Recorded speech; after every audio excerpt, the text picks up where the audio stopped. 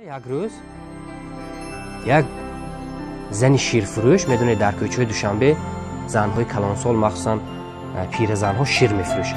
سحری روز بر وقت در به در گشت شیر میفروشن و یک روز سحری کار میرفتم که راننده نقلیاتی که من نشسته بودم همین در یک ظرف های پلاستماسی شیرش خیلی فروخته شده است و همون بارخالتش در دستش نقلیات داشت.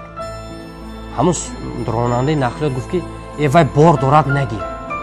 میفهمید؟ کمپیره که در خونکی ایستاده است و باید مثلا باید بارخالتش باید نقلیاتش نه، گفت بارش هست نگیر. خودش آدم خودشو میدونید که آدم بسیار است و گفت نگیر. بعد من از همین چیز میدونید دلم بهش خیلی سخت رسید. به جای همون فکر کنید که مادری من باشه، به جای همون شیرفروش مادری شما باشه یا مادر کلان شما باشد، راننده گوید که نگیر. برای همین چیز به دل من بسیار سخت رسید و من رفتم یک شعر نوشتم. همون شعر من میخوانم شما با. مشکل پسند مادر، مشکل کشای مادر، هم راهنمای مادر، هم راهپای مادر،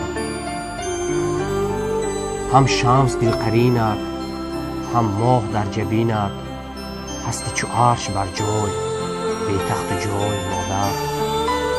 آسایش ندیدی از درد و غصه اما، اندوه زدای مادر، شادی فضای مادر. قدری تو را اگرچه ما غافلان ندانیم، بالاست قیمتی تو نزد خدای مادر. گه بخت جسته رفتم، گه تخت جسته رفتم، غافل که در کف توست مرغ همای مادر. ما را گسیل کرده در کنج خانه تنها، بگریستی ز هجران با های های مادر. اشک نهانیت را جبران چسان توان کرد، ناآگهی ما را بخشای آی مادر.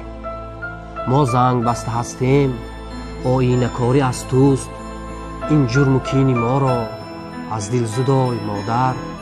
در این سرای کهنه بس نوحه ها کشیدیم، یک لحظه علت را از نو سرای مادر.